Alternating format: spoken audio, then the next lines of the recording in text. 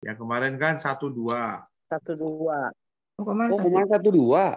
Ya, karena dijadwalkannya ya 3 kali pertemuan, tapi yang 1-2 nanti disinggung-singgung lagi sampai nanti pertemuan minggu depan di rumahnya Ibu Eti.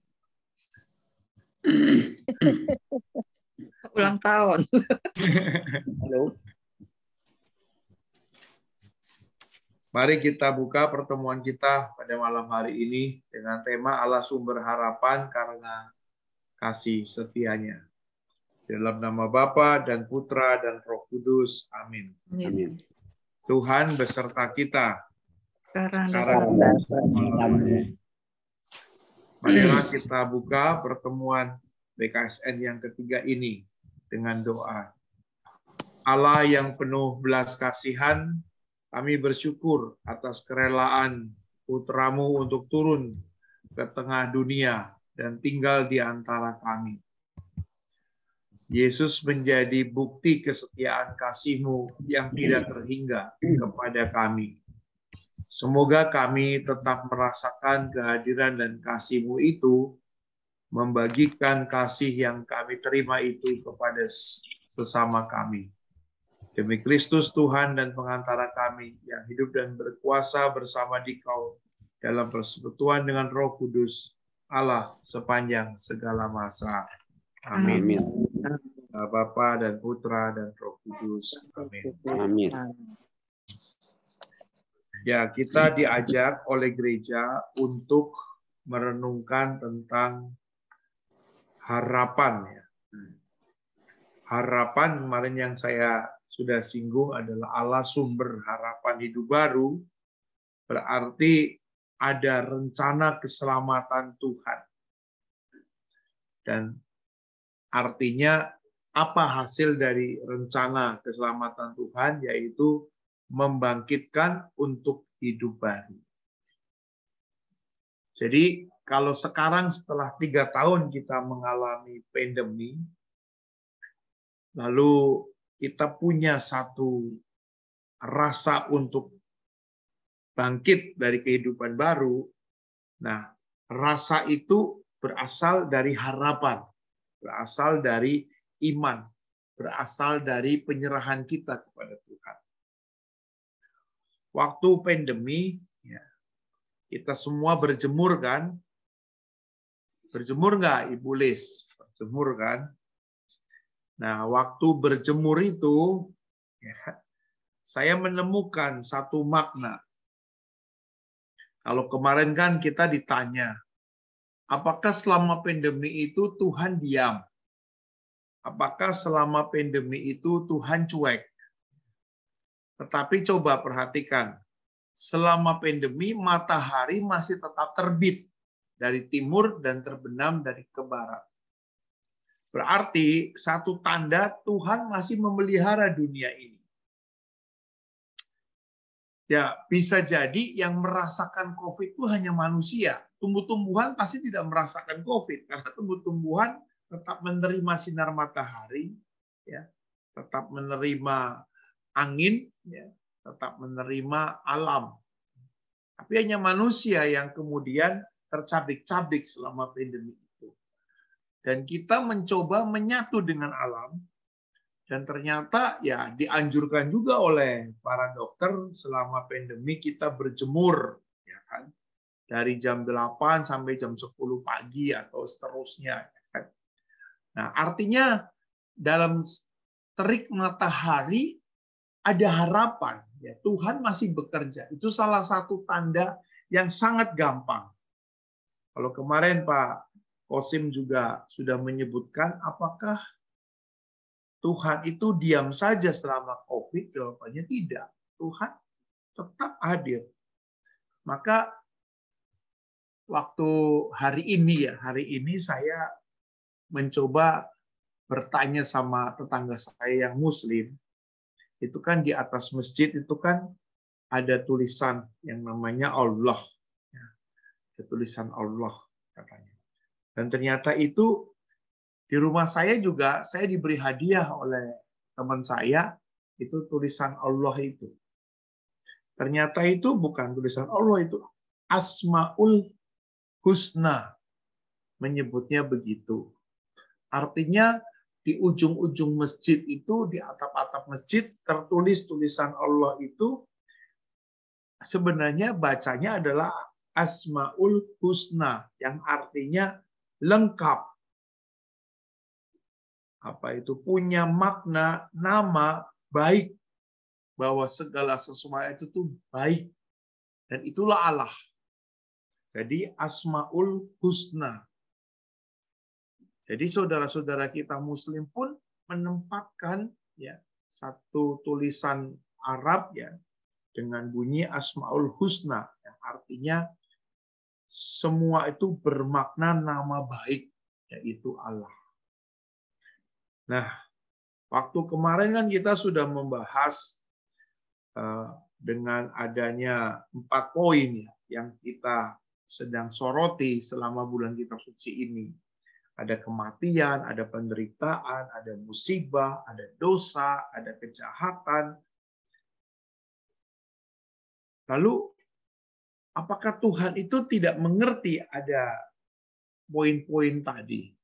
Maka kalau kita melihat tulisan yang di atas masjid itu dengan Asmaul Husna, maka sebenarnya tulisan itu juga berbicara kepada kita bahwa ada makna nama baik secara lengkap, secara utuh, dan secara sempurna. Bulan kitab suci ini kita diajak dalam tema yang pertama, kita disuruh mencari Tuhan yang maha baik tadi. Supaya apa? Kalau kita sudah menemukan Tuhan, kita memperoleh kehidupan. Nah, saya coba dalami lagi. Nabi Amos mengkritik orang-orang utara, di mana orang-orang utara itu mapan dengan Bethel, ya, itu satu tempat yang sebenarnya saya mau tayangkan fotonya juga. Kalau kita berkunjung ke Tanah Suci lalu ke Bethel, apa yang dilihat? Satu tangga waktu Yakub melihat malaikat itu dari surga turun naik. Jadi bagi orang-orang Israel bagian utara itu bersiara atau sembahyang di Bethel itu untuk menandakan jalinan relasi antara dunia dengan surga. Lalu tempat kudus yang kedua yang juga dikritik oleh Nabi Amos adalah Gilgal.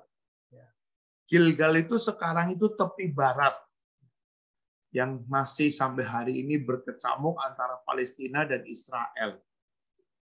Dan di Gilgal itu orang Israel mengingat kembali waktu Yosua akan menyeberang dari eksodusnya dari Mesir, mau beralih menuju ke Kanaan.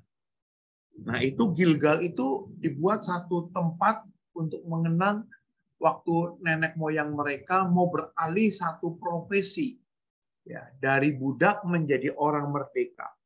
Itu di Gilgal. Dan kemudian tempat yang ketiga yang disinggung oleh Nabi Amos adalah Betsheba. Itu perbatasan yang paling selatan dengan wilayah Yehuda. Dan sekarang kalau kita pergi ke Betsheba itu, di situ ada pertapaan dari para rahib. Nah, Abraham pernah tinggal di Betsheba ini. Jadi dari 3 tempat keramat itu, kita berelasi dengan Tuhan supaya apa? Masuk surga. Itu adalah lambang dari Bethel. Atau pekerjaan kita ya, jangan sampai berhenti meskipun berubah. Ya, selama pandemi ini juga kita berubah sistem kerjanya. Seperti bangsa Israel yang dari perbudakan Mesir menuju ke tanah terjanji, mereka berubah profesi. Dan mereka mengenang peristiwa itu di wilayah Gilgal. Jadi ada relasi dengan surga, ada relasi dengan pekerjaan. Kita kadang kalau berdoa juga supaya kita memperoleh hidup yang kekal, supaya pekerjaan kita juga langgeng, dan yang ketiga, supaya kita juga memiliki tempat tinggal dengan batas teritori yang jelas. Tidak bersengketa, ya rumahnya jelas. Nah, itulah lambang dari Betsheba. Namun Nabi Amos mengatakan 3 tempat itu juga tetap sementara. Karena semuanya akan dimakan oleh api. Generasi Yakub, generasi Yusuf tidak menikmati 3 tempat itu. Dan saya juga sebenarnya mengangkat juga satu foto, gereja pun bisa terbakar. Nah, kemarin kan Ibu Eti tanya, apa artinya api menghanguskan? Jadi memang tempat-tempat yang tadi menandakan relasi antara bumi dengan surga, tempat di mana bangsa Israel juga tetap dipelihara oleh Tuhan karena pekerjaannya di Gilgal, dan tempat di mana bangsa Israel juga memiliki wilayah teritorial yang sangat jelas, itu semuanya sudah habis hangus dimakan api. Nah, persoalannya kalau relasi kita dengan surga sudah buntu, pekerjaan kita juga terhambat, mungkin juga tempat tinggal kita nggak nyaman. Ya, orang yang melakukan work from home, kalau masih ada tempat tinggal nyaman, tapi kalau orang yang masih kontrak, masih ini repot sekali. Sekarang saya melihat di Cipinang kan lagi gelisah muka-mukanya karena banjir, ya kan? Hujan yang nggak turun berhenti, ya kan? Nah, jadi memang apakah tempat-tempat yang kita miliki juga itu bersifat abadi? Nah, Nabi Amos bilang tidak. Maka kita perlu mencari, dikatakan adalah mencari Tuhan, maka kita akan hidup. Tuhan itu sumber kehidupan. Semua yang dekat dengannya akan memperoleh kehidupan. Termasuk kalau kita juga beribadah di gereja, kita ketemu dengan banyak orang yang juga mau mencari surga, supaya mendapatkan pekerjaan yang baik, supaya mendapatkan tempat tinggal yang layak. Semua orang pasti punya harapan yang sama dengan 3 poin itu. Oleh karena itulah pada saat kita bersama-sama beribadah di gereja, kita ditantang untuk saling mendukung secara nyata bagi kehidupan bersama. Nah, ini adalah pertemuan yang pertama. Jadi memang tujuan kita ke gereja itu bukan mencari zona nyaman, tetapi supaya kita semakin peka bahwa ada orang-orang yang bersama-sama dengan kehidupan kita. Kalau kita hanyut dengan misa streaming, kita akhirnya sedikit eksklusif, ya, tidak mau peduli dengan yang lain dalam kehidupan ini. Nah, dalam pertemuan yang kedua, kita ditegaskan lagi oleh Nabi Amos, carilah yang baik dan jangan yang jahat, supaya kamu hidup. Ciri-ciri yang baik itu hal-hal yang menyenangkan, yang indah, yang menggembirakan, dan yang berguna. Dan bahkan Amos mengajak kita sampai kita menemukan kebaikan yang sejati, kebaikan yang sepenuh-penuhnya. Nah, kita sedang berjalan untuk menjadi orang baik. Orang yang baik itu pasti akan memperhatikan kebaikan dalam kehidupan bersama. Ini ciri-cirinya seperti itu. Jadi kalau kita tidak lagi bermasalah, kita pasti baik dengan siapa saja. Nah, kemarin di dalam sharingnya Ibu Lis kan, waktu dia menjadi tatib, akhirnya dia berrekonsiliasi dengan sahabatnya sudah cukup lama tidak berkontak, tidak berkomunikasi karena persoalan. Nah, Ibu Lis telah menunjukkan saya mau menjadi orang yang baik dengan cara berdamai dengan orang-orang yang pernah mungkin, ya, bermusuhan ataupun bermasalah dengan kita. Nah, dalam pertemuan yang ketiga ini, kita akan menangkap satu tema, yaitu marilah kita mengenal dan berusaha sungguh-sungguh mengenal Tuhan. Berusaha sungguh-sungguh mengenal Tuhan. Jadi dalam pertemuan pertama, kita diajak untuk mencari Tuhan. Dan kalau kita sudah tahu bahwa Tuhan itu ternyata adalah memberi kehidupan, maka kehidupan itu menghasilkan sesuatu yang baik. Nah, kalau kita hanya berhenti pada sesuatu yang baik saja, ini levelnya masih taraf horizontal. Tetapi ya, kita bisa berbuat baik karena kita telah mengenal secara lebih mendalam tentang siapa Tuhan. Jadi ada orang yang memang belum mengenal Tuhan, tapi dia sudah bisa berbuat baik. Banyak. Sehingga perbuatan baik yang seperti itu masih dalam level tuntutan sosial, budaya, kemasyarakatan. Tapi pada saat kita mau berbuat baik karena kita telah mengenal Tuhan, perbuatan baik kita didasarkan bukan karena dia itu saudara, bukan karena dia itu sesama, bukan karena dia itu tetangga kita, tetapi karena Tuhan memerintahkan kita untuk berbuat baik kepada siapa saja. Nah, dalam pertemuan yang ketiga ini, kita diajak untuk mengenal dan berusaha sungguh-sungguh siapa itu Tuhan. Nah, saya minta tolong yang punya kemauan untuk membacakan bacaannya dari Hosea pasal 6 ayat 1 sampai dengan 6. Silakan kalau ada yang mau membaca. Hosea pasal 6 ayat 1 sampai dengan 6.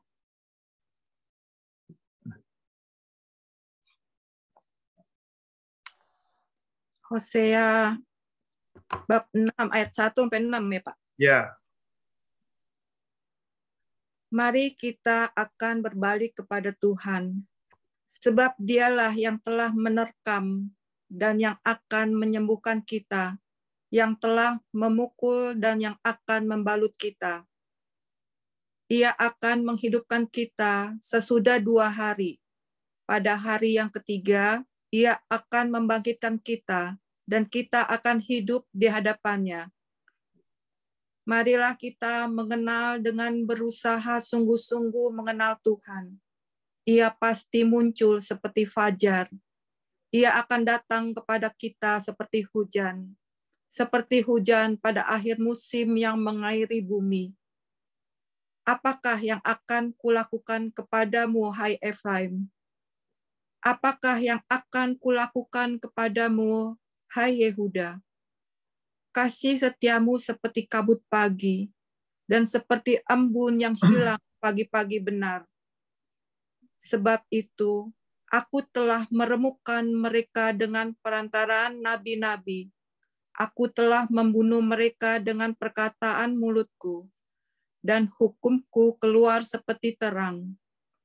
Sebab aku menyukai kasih setia dan bukan korban sembelihan, dan menyukai pengenalan akan Allah lebih daripada korban-korban bakaran.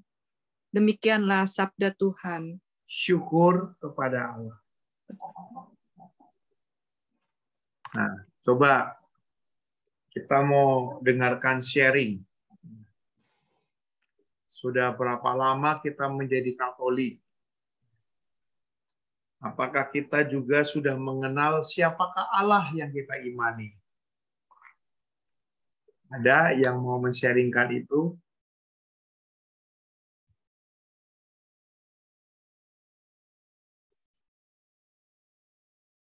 Ini sekarang kan usianya sudah di atas 30 tahun semua. Lalu ada nggak yang mau men-sharingkan? Saya itu selama menjadi Katolik entah 5 tahun, entah 10 tahun, lalu saya mulai menangkap Allah itu siapa. Ayo Bapak Ibu sekalian yang mau Ya. share, bisa tuh buka mic-nya.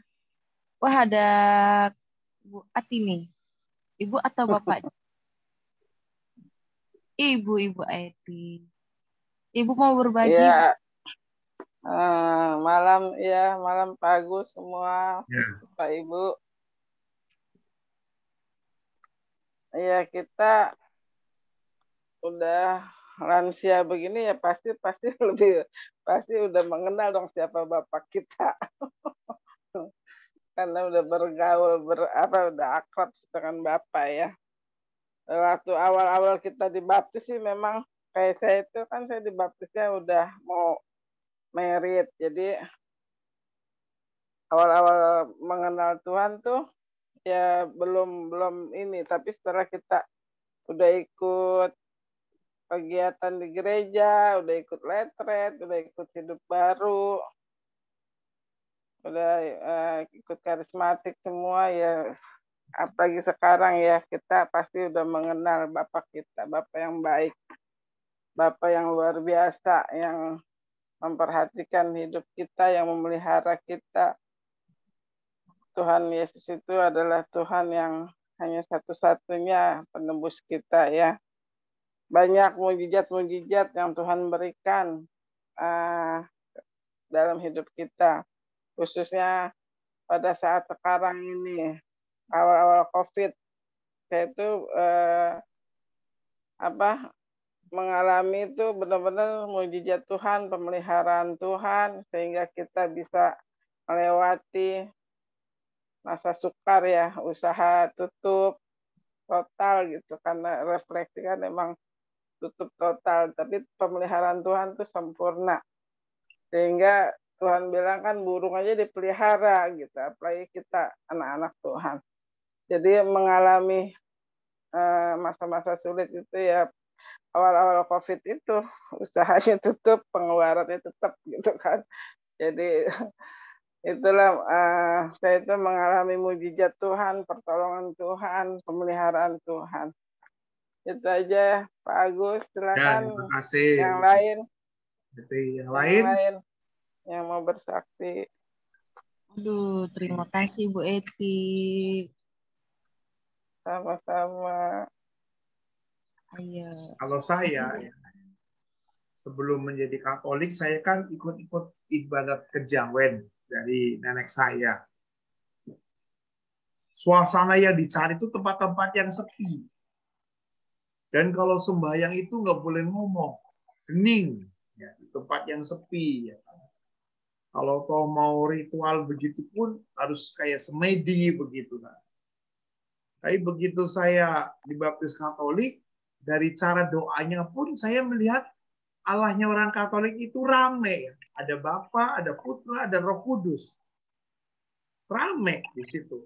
Jadi nggak sendirian, banyak. Ya. Jadi saya semangat ya. Nah yang beginilah yang membuat orang Katolik harus ceria karena apa? Allahnya juga Allah yang rame. Ya. Yang rame tapi tidak saling bersaing, tidak saling meniadakan, tapi Allah Bapa, Allah Putra, Allah Roh Kudus itu saling melengkapi. Nah itulah pas dengan karakter saya. Jadi waktu saya masih ngikut-ikut ritualnya nenek saya itu siksa banget kalau disuruh hening gitu kan, meditasi atau semedi begitu kan, lalu di tempat yang dingin nggak boleh ngomong semalam-malaman, siksa. Tapi kalau di Katolik enggak. Walaupun di gereja ngobrol pun nggak ada yang negur. Karena rame di situ. Ya, awal-awalnya kan masuk gereja itu kan suasananya beda ya. Ada musiknya, ada salam damainya. Tapi kalau waktu ritual kejawen itu kan nggak ada salam-salaman, masing-masing dengan semedi di pojok masing-masing. Lalu kalau ngomong juga pelan-pelan. Tapi kalau di gereja kan begitu selesai misa kan orang saling berteriak. Mau kemana? Dan setelah jadi rame di situ. Itu yang saya awalnya mengalami bahwa Tuhannya orang Katolik itu rame. Banyak lah. Ada Bapa, ada Putra, ada Roh. Apalagi ada Bunda Maria, lebih lengkap lagi. Apalagi ada Santo Santa, lebih ramai lagi. Jadi kalau kita doa sendiri di rumah pun, kalau Rosario itu menyebut 10-50 salaman itu seperti ramai banget. Ada banyak sekali di situ yang bersama-sama. Itu yang saya rasakan seperti itu.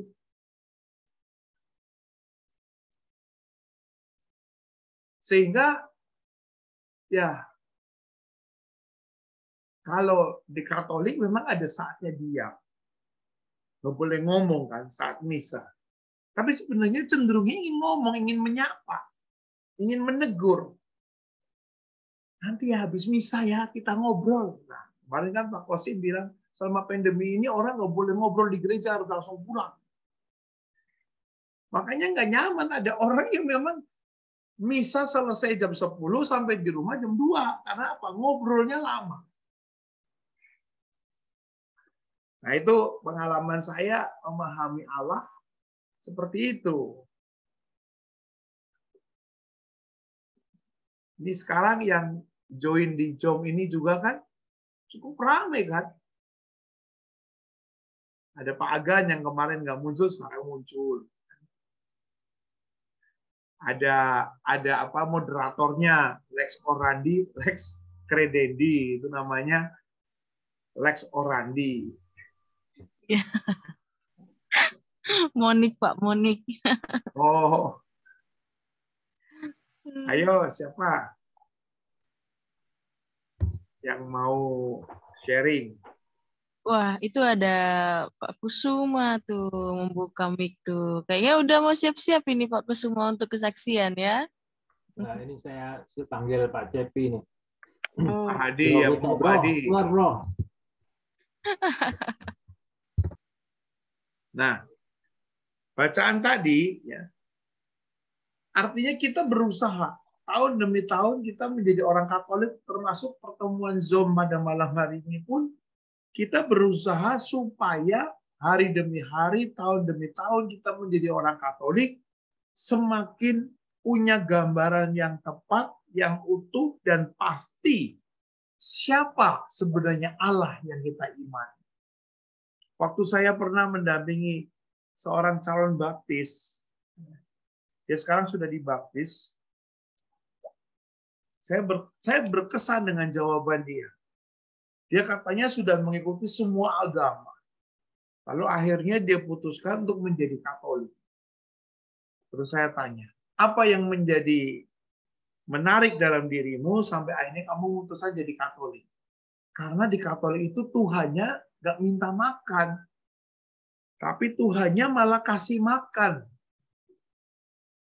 Ya kan? Ya, kalau mengikuti agama yang lain, Tuhannya masih minta makan, masih minta minum, masih minta sesaji. Ya kan? Tapi di Katolik malah Tuhannya kasih, ini loh tubuhku makanlah. Ini loh darahku minumlah. Jadi Tuhan, orang Katolik itu nggak pernah minta apa-apa. Hanya kita bersedia nggak tangannya terbuka dan mulutnya terbuka untuk menerima tubuh dan darah Kristus. Hanya itu aja syaratnya. Nah, orang yang mulutnya nggak mau terbuka, tangannya nggak mau terima, itu berarti kan lagi sariawan.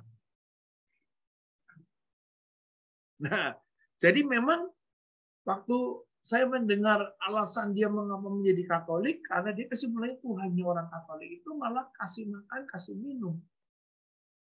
Nah, kita juga dalam bacaan tadi di Hosea, Nabi Hosea menyebutkan ada 3 keutamaan yang Tuhan yang dikenal oleh bangsa Israel tentang Tuhan. Tuhan itu baik.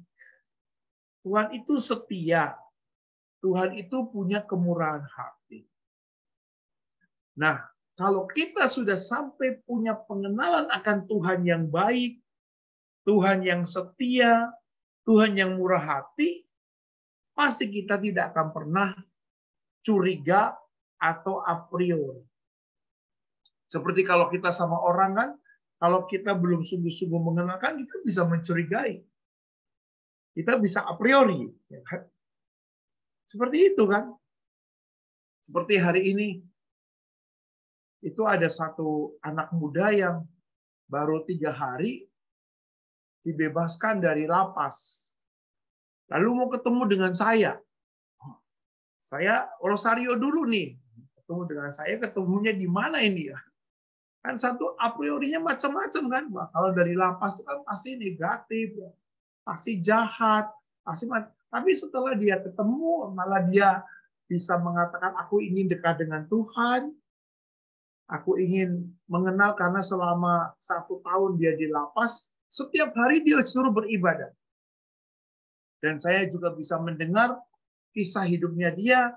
Dia dilahirkan dari keluarga Muslim, lalu pas bayi umur 1,5 tahun, diadopsi sama keluarga Katolik. Lalu dalam perkembangannya, akhirnya dia terkena kasus narkoba, akhirnya dia harus 1 tahun berada di penjara Cipinang yang kelas 2A. Dan sekarang dia udah lepas. Lalu dia bilang, aku ingin melayani, aku ingin bersaksi. Nah, tapi kan saya masih belum mengenal dia. Saya masih curiga, ya, saya masih a priori. Nah, itulah. Tapi saya mencoba ya, itulah konsekuensi saya sering pelayanan ke lapas, dan dia mencari saya setelah lepas. Nah, di situ bagaimana? Nah, artinya pada saat kita juga berusaha untuk memiliki pengenalan yang baik dengan siapapun, pasti kita punya relasi yang positif. Itu ukuran manusia seperti itu. Suami istri juga seperti itu. Persahabatan juga seperti itu. Hubungan dalam pekerjaan juga seperti itu. Nah, akhirnya kalau kita juga mengenal akan Allah, maka pasti kita tahu, tadi dalam bahasan tadi, Allah itu lebih bermakna daripada korban bakaran. Itu pesan. Jadi di sini secara jelas dikatakan bahwa apakah cukup kalau kita sudah melaksanakan kewajiban-kewajiban agama, sembahyang, mengikuti ritual, tetapi kita tidak pernah mengenal Allah. Saya teringatkan waktu itu ziarah nih sama keluarga Cipinang kan. Mungkin Titin masih ingat nggak ya? Lalu pergi ke tempat ziarah di Bandungan atau di mana.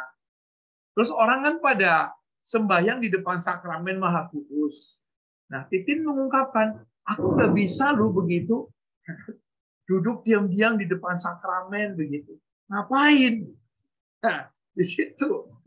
Malah sekarang dia rajin kirim WA adorasi, ya kan, rohiman. Tapi beberapa tahun yang lalu dia bilang, aku nggak bisa loh berdoa di depan sakramen yang Maha Kudus. Karena mungkin belum mengenal. Nah, kalau kita sudah mulai mengenal akan Allah, tadi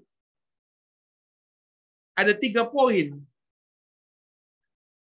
Pertama, kebaikan Allah itu adalah menyembuhkan dari terkaman. Menyembuhkan dari terkaman, membalut dari pukulan. Dan akhirnya bukan hanya menyembuhkan dan membalut, tapi Allah juga membangkitkan. Nah, setelah 3 tahun kita masa pandemi, sekarang ada nggak suasana kebangkitan? Kalau ada, itulah tanda-tanda kebaikan. Allah yang masih melindungi kita. Allah yang masih memproteksi kita. Dibandingkan dengan tadi bangsa Israel, kalau Allah itu begitu setia, tapi bangsa Israel itu seperti embun yang cepat hilang. Kalau kena fajar, hilang. Jadi kadang-kadang kita juga, ya, kalau lagi ngomong tanpa Allah, seneng. Tapi begitu ngomong dengan Allah, diem semuanya. Itu ciri-ciri orang Katolik kan seperti itu. Kalau ngomong masalah dunia, masalah jajanan, masalah macam-macam, wah kita bisa sampai pagi. Yuk kita share tentang Tuhan, lo semuanya diam. Nah itu tadi kan, bangsa Israel itu seperti embun. Begitu kena fajar, langsung hilang menguap. Jadi banyak orang Katolik kalau di kantor juga, kalau teman-teman ngomong tentang Allah, banyak orang Katolik yang menghindar. Karena nggak terlalu suka, atau mungkin nggak terlalu mengenal. Nah, pernah nggak kita punya pengalaman lagi ngomong asik-asik, tahu-tahu yuk kita berdoa, lalu kita nggak senang. Rasanya mengganggu nih kalau tiba-tiba semuanya rohani. Pernah nggak kita punya pengalaman seperti itu? Nah, itulah mental kita seperti embun.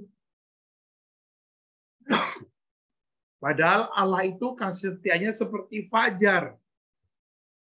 Yang setiap pagi dia keluar di ufuk timur. Tapi embun itu kan ngumpulnya saat malam. Dingin-dingin lagi. Jadi kita ini kalau lagi ngerumpi, bisa sampai pagi loh. Tapi begitu yuk kita berdoa, ada yang mau. Pernah nggak kita punya pengalaman, tiba-tiba kita nggak nyaman saat lagi ngobrol asik-asik, tahu-tahu diajak ngomong tentang Tuhan.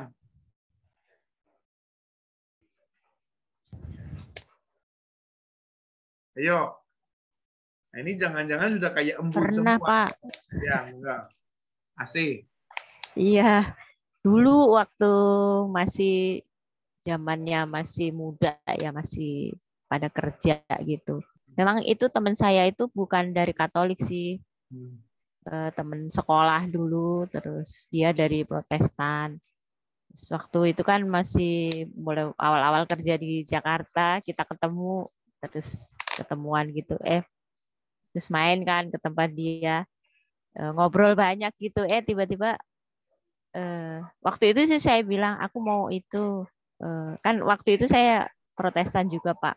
Terus aku bilang gini, aku mau ini, ntar aku mau pindah ke Katolik, aku bilang gitu kan.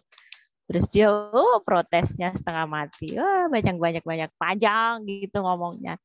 Terus ngasih tahu, Bunda Maria tuh gini-gini, saya udah nggak dengerin deh. Terus ujung-ujungnya gini, ya udah yuk berdoa aja, kita berdoa ya. Terus dalam hati saya, ngapain sih udah ngobrol ngalor ngidul pakai berdoa. Jadi nggak enak banget gitu rasanya, kok kayak nggak ada hubungannya ya dengan sangat berat hati waktu itu ya udah ikut aja. Itu Pak pengalaman saya Pak. Ya, memang gaya orang Katolik itu nggak terlalu agresif.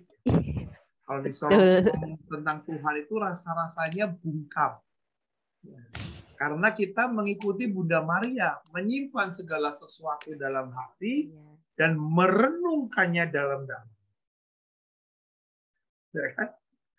Seperti kalau pertemuan bulan liturgi seperti ini kan yang ikut sedikit kan disuruh ngomong. Coba bulan Rosario kan nggak disuruh ngomongnya, ikut lebih banyak. Aduh, bulan kitab suci suruh ngomong nih. Tapi kalau nggak pertemuan seperti ini, orang Katolik juga jago ngomong loh. Kalau ngomong tentang misalnya tukang rujak mana yang enak, itu bisa sampai pagi. Ya kan? Tapi kalau begitu, yuk demi nama Bapa dan Putra dan Roh, mukanya semuanya berubah seperti Bunda Maria. Hening, diem, gitu kan. Nah, Joni, kalau lagi main olahraga itu kan pasti tuh yang ngomong kayak Pak Joni. Tapi begitu ibadat begini diem. Iya, ayo bagus. Pak Joni, keluarkan suaramu. Dengan kayak embun dong. Ayo, Joni. Ya kadang-kadang gini Pak Agus. Sorry. Ya. Wih, kok begini? Sorry. Bagus kalau ada pertemuan seperti gitu kan kita mau happy belajar nyanyi gitu kan Pak Agus ya. Cuma begitu disuruh pimpin doa, kita maunya kabur-kaburannya Pak Agus, jangan kita yang dipilih gitu loh. Ya kan sebelum mulai latihan kur gitu kan kita mesti doa gitu Pak Agus. Suka ditunjuk tuh sama ininya kan, sama ketuanya siapa yang mimpin doa gitu. Ya kita kalau bisa kabur-kaburan Pak Agus, jangan dipilih gitu loh.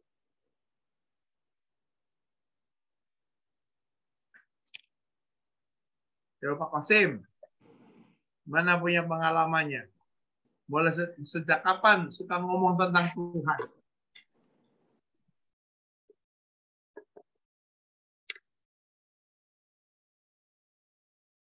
Suaranya belum dibuka nih, suaranya.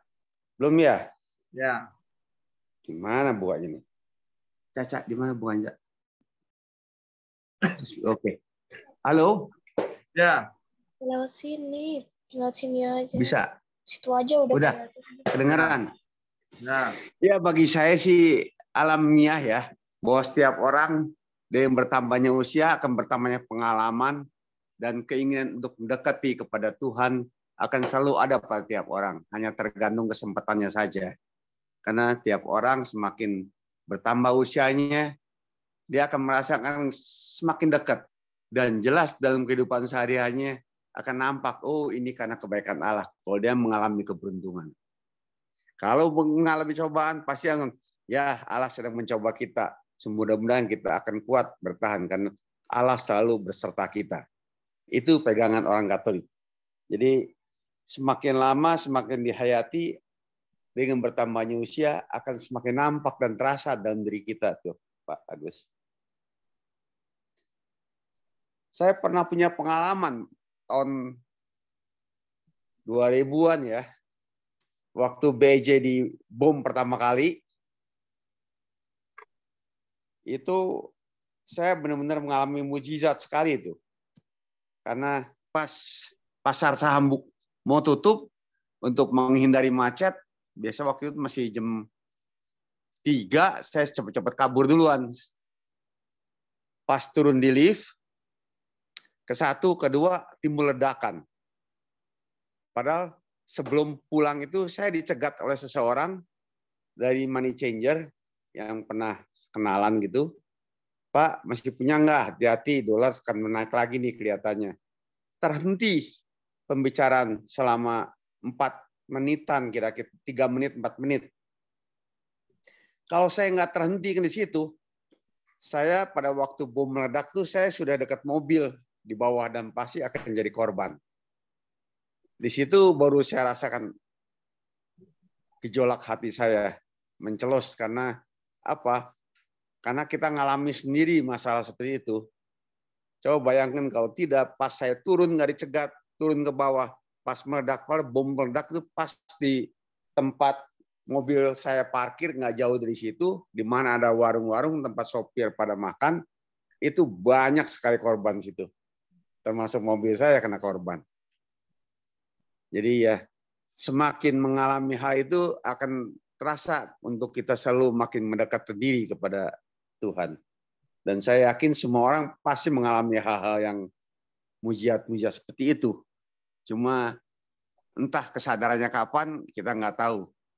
Tapi saya yakin bahwa saya pernah mengalami beberapa kali mujizat, termasuk mujizat yang mestinya sudah waktunya dipanggil, oh nggak jadi, belum waktunya.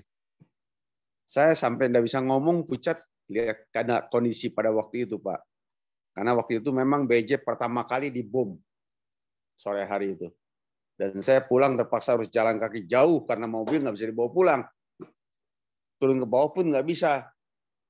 Kenapa? Asap debunya itu masih banyak sekali, dilarang masuk kita. Akhirnya mobil nggak dibawa pulang, kendaraan penuh, jalan kaki jarak jauh, baru nggak lama baru dapat kendaraan umum untuk pulang. Saya sampai rumah sampai nggak bisa ngomong, diam saja ditanya dengan kondisi seperti itu. Itu yang paling mengesankan dalam kehidupan saya. Sejak dari situ saya mulai banyak mendalami lah, mengikuti kegiatan-kegiatan di gereja. Sebelumnya ya namanya orang masih kerja waktu itu sebagai pengurus lingkungan, wilayah, atau sendiri kerjaan cuma sekedarnya aja, selesai sudah cepat-cepat kabur. Tapi setelah dari situ mulai terhenti pikiran saya. Jadi saya yakin tiap orang pernah mengalami, entah kapan terbuka hatinya atau tidak, itu tergantung. Kalau orang Buddha atau Dai bilang tergantung jodohnya atau karmanya. Kalau terbuka akan lebih mendekatkan diri. Kalau belum terbuka, ya biarkan saja suatu waktu akan sampai di mana dia akan terbuka mata hatinya. Yang bagi kita disebut hati nurani itulah yang akan membimbing kita, atau Roh Kudus kita yang diberikan oleh Allah yang akan membimbing kita mencari jalan keluar. Terima kasih, Pak. Ya, terima kasih. Nah, Itu tahapan yang kedua ya. Kita semua bisa men-sharingkan setelah sekian banyak peristiwa, ternyata Tuhan itu setia. Nah, tahapan yang ketiga adalah kemurahan. Jadi, Tuhan itu hadir dalam diam melalui berbagai cara. Contohnya ya, kalau kita lagi berbagi, kalau kita itu lagi punya solidaritas, kita ada rasa senang nggak? Ada rasa gembira nggak? Meskipun nggak nyebut-nyebut nama Tuhan, tapi kita ada satu kebahagiaan tersendiri. Dan itulah cara Tuhan sedang berada dalam kehidupan kita. Kita mau berbagi, kita mau menolong, kita mau mengerti ada orang lain yang membutuhkan pertolongan. Tanpa disuruh, kita spontan melakukan itu.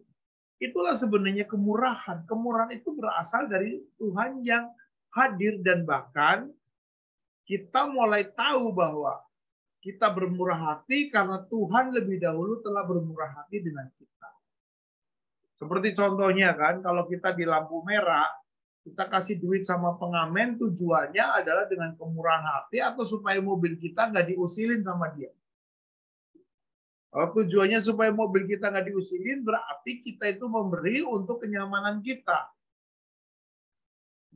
Tapi pada saat kita mengeluarkan duit untuk para pengamen itu, karena kita tahu bahwa Tuhan telah bermurah hati dengan kehidupan kita, maka kita berbagi rezeki atau berbagi apa yang ada dalam diri kita, dan pada saat kita berbagi dengan tulus, kita bergembira. Dan itulah cara Tuhan menyertai kehidupan kita.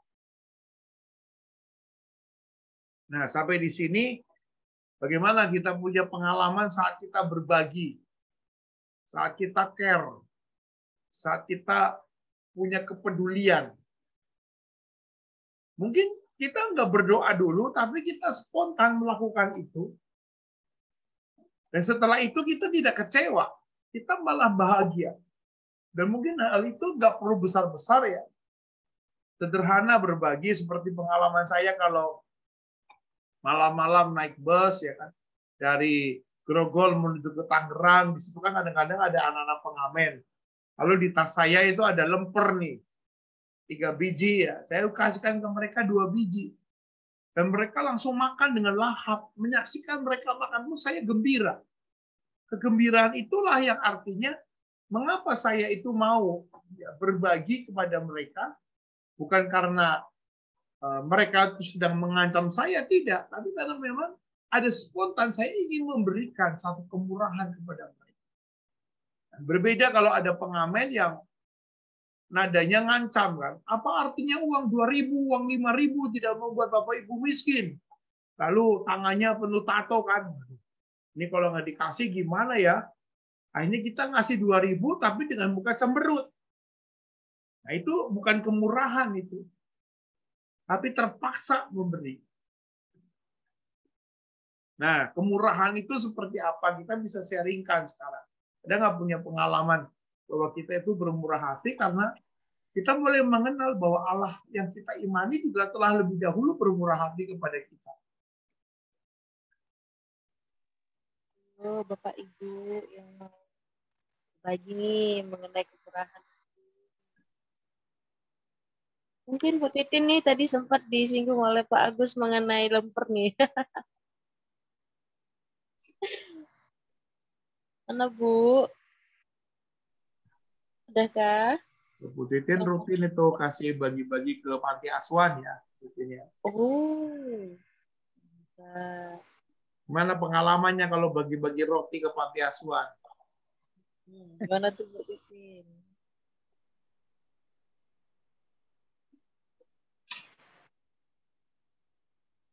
Halo Bu, udah dibuka mic-nya.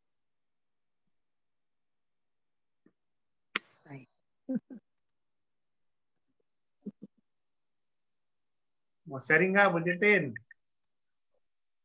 Aduh, belum punya pengalaman aneh-aneh aku ini.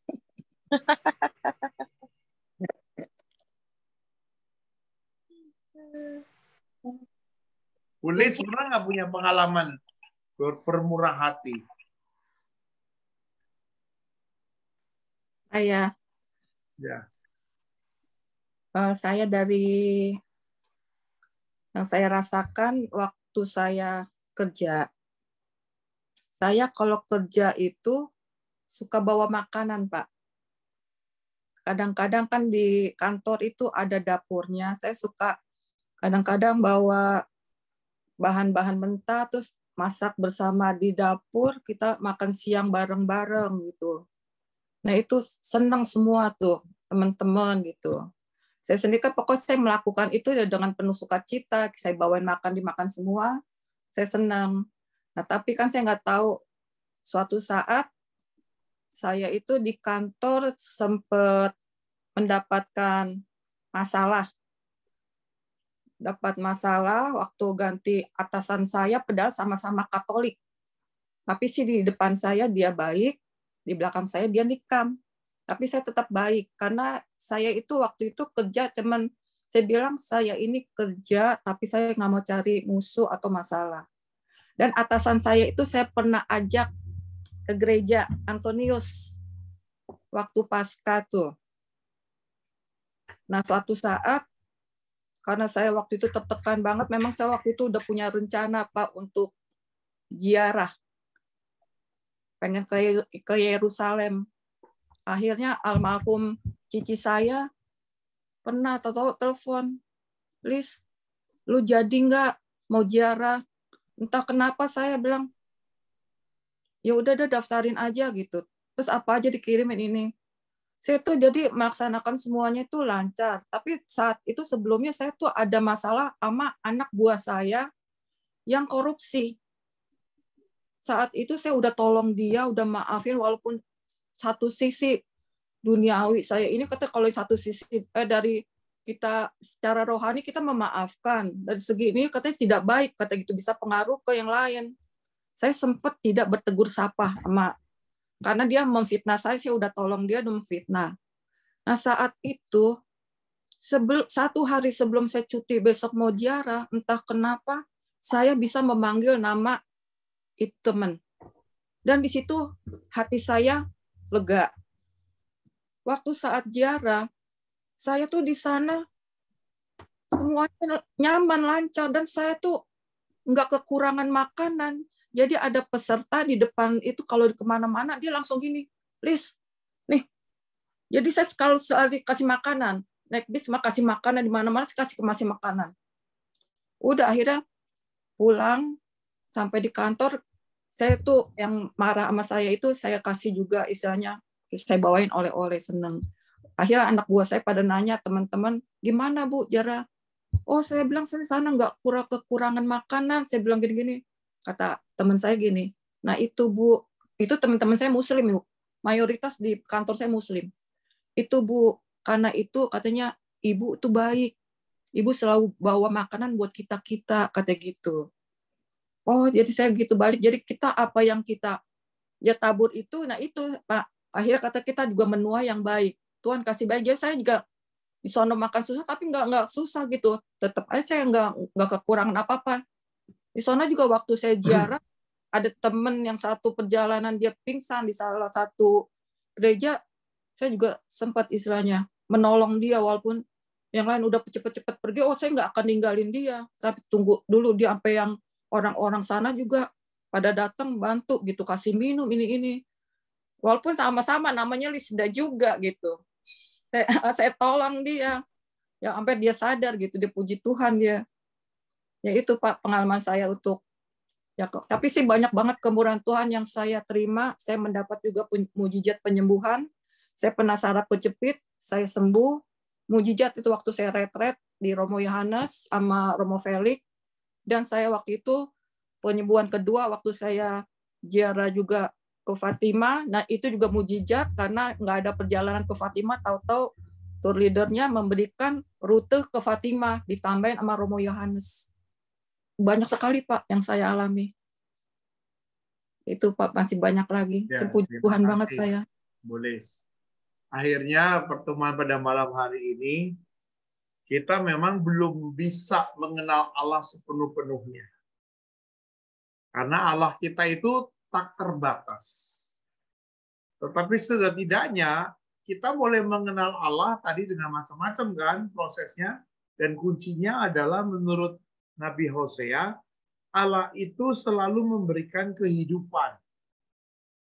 Syukur kalau kita punya pengalaman Allah yang pernah menyembuhkan dalam hidup kita, yang juga memulihkan.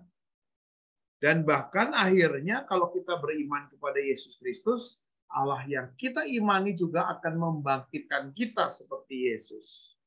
Dan itulah harapan. Oleh karena itulah iman akan kebangkitan itu kita dalami terus-menerus sampai pada saatnya nanti. Kita tidak perlu takut dengan berbagai macam keputusasaan. Nah, kita perlu terus beradaptasi.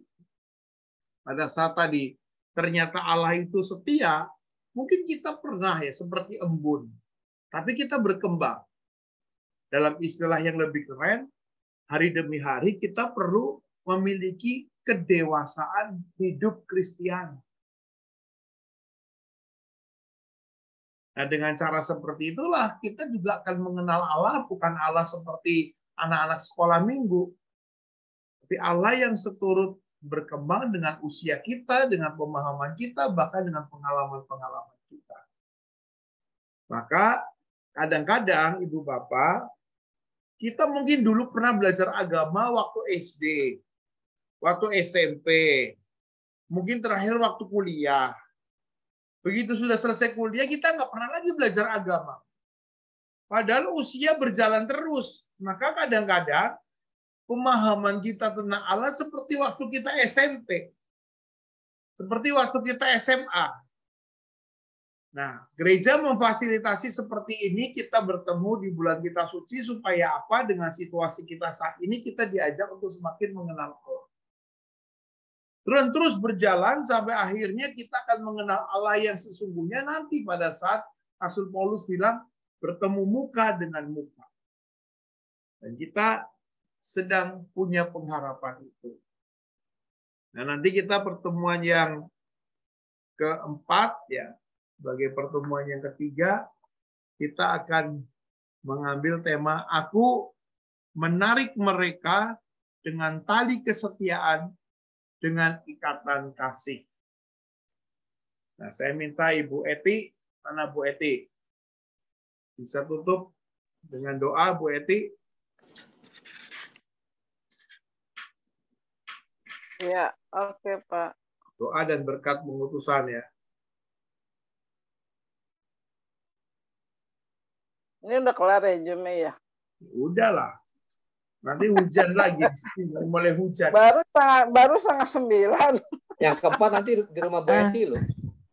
Bu Eti, Ya, Bu Eti nanti onsite, kalau Bu Eti. habis doa saya boleh minta waktunya sebentar gak? Ya, Iya. ya. Mau ada pengumuman sedikit deh ya. Kasih. Ini kita doa penutup. Doa ya, Pak? penutup dulu ya. Terus habis doa penutup, Berkat dan pengutusan. berkat jangan dari saya dong, dari Kan dari buku Prodiakon. ada itu, dari buku. Oh, itu saya nggak punya bukunya nih, lagi disadap bukunya. Siapa yang sudah siap di depan Ya, meja ada yang punya bukunya. buku aja deh, yang punya bukunya nggak ada saya. Itu sepertinya Pak Joni buka tuh meja. Joni udah. Ya, Pak Hadi. ya, Pak Joni boleh. Atau Pak Hadi, saya nggak pegang buku. Ya Pak Hadi. Pak Doa Joni penutup. boleh, Pak Hadi boleh. Pak Hadi, Ya, Pak Hadi, silakan. monggo Pak Hadi. Oke. Mari. Ya, Pak Pak Hadi ya? Joni ya. Pak Oke, Joni Pak Hadi boleh. deh.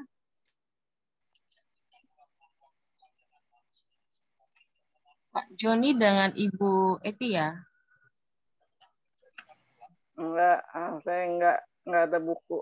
Halo. Ya Pak Hadi, silakan Pak Hadi.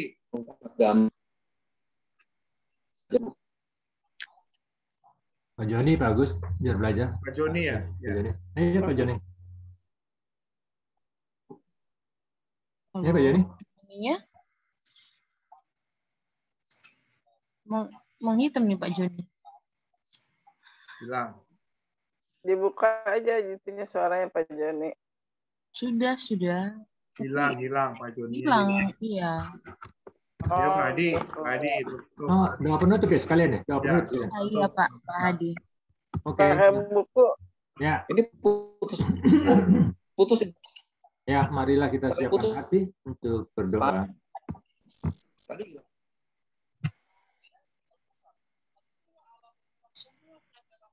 Allah yang Maha Baik, kami telah merenungkan sabda-Mu yang telah mengajak kami untuk lebih sungguh-sungguh lagi mengenal Engkau. Semoga kami bisa mengalami kasih-Mu yang selalu hadir menemani hidup kami. Sehingga kami pun dimampukan untuk menemani dan menolong bersama kami. Terutama mereka yang sangat membutuhkan bantuan demi Kristus Tuhan dan pengantara kami. Amin. Marilah kita mohon berkat Tuhan. Semoga Tuhan beserta kita Sekarang dan selama-lamanya. Semoga kita sekalian dilimpahi berkat Allah yang Maha Kuasa. Dalam nama Bapa, Putra, dan Roh Kudus. Amin. Amin. Silakan Bu Asih. Terima kasih Bu Eti.